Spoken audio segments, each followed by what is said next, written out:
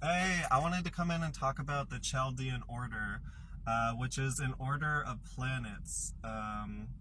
Is it the Chaldean or the Chaldean? I can't remember the exact pronunciation, but either way, it's the it's the planets that we can see from, and also the luminaries of the sun and moon, so a sun and a moon as well, organized by speed.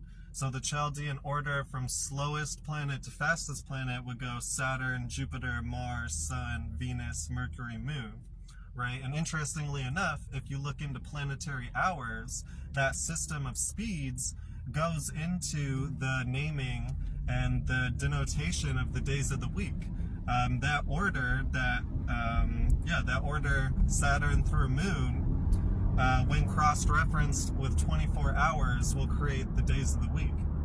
So that's one cool facet of the Chaldean order, right? What would be another one would be the sort of the way that it illuminates the different principles from the moon to Saturn, right? So the moon is the closest planet to us, right? In a lot of ways, it is the most personal planet, right? And it deals with our emotional side in astrology, right? And in the middle of this order, what we have is the sun, right? Right in the center, right? Saturn, Jupiter, Mars, Sun, Venus, Mercury, Moon, right? Another beautiful thing about denoting them by speed, right, is it puts the sun dead in the middle, right? So in the first part, or the closer part of that, right, where we had the moon, we had Venus, and we had Mercury, or that's the wrong order, Moon, Mercury, Venus, this would show the personal side, right? It's a very more personal side to the planets, right? The more closer ones to us. Where when we move past the sun, right, we start to see a little bit out there. Mars is still more personal, but it's starting to bridge that line between Saturn and Jupiter, the more extra personal planets, extroverted planets, be one way of conceptualizing it. But either way, so you could see that, around the sun, we sort of have Venus and Mars, which we hold very close. And then we sort of have, more on the personal side, we have Mercury, which is our abilities by the moon, right? And then we sort of have Mars, like, leading way to Jupiter, where we sort of start giving away that control, right? Into the end, the limit of Saturn, right?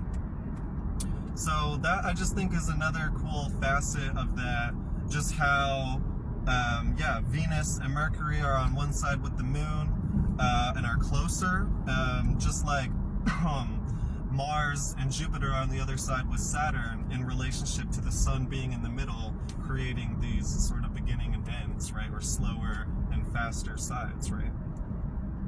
One more amazing planet about that in reference to the sun is we know the sun and moon both rule respectively Leo and Cancer, right? And these are opposed to traditionally the Saturn-ruled signs, right? So what we can see, not necessarily that Saturn mirrors, but if you look at the 7 planets and you put them in like a star with the sun on top, right? And then you go around, starting with the moon, Mercury, Venus, Sun, Mars, Saturn, or Jupiter, Saturn, right?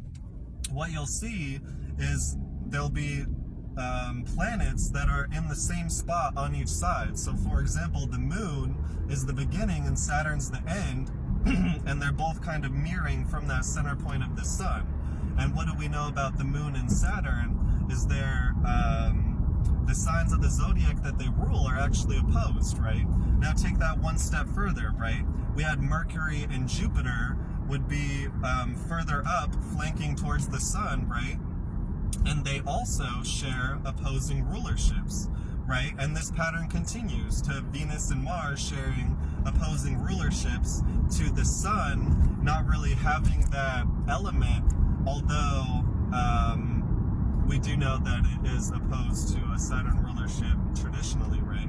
Although, and more modernly, Aquarius, right?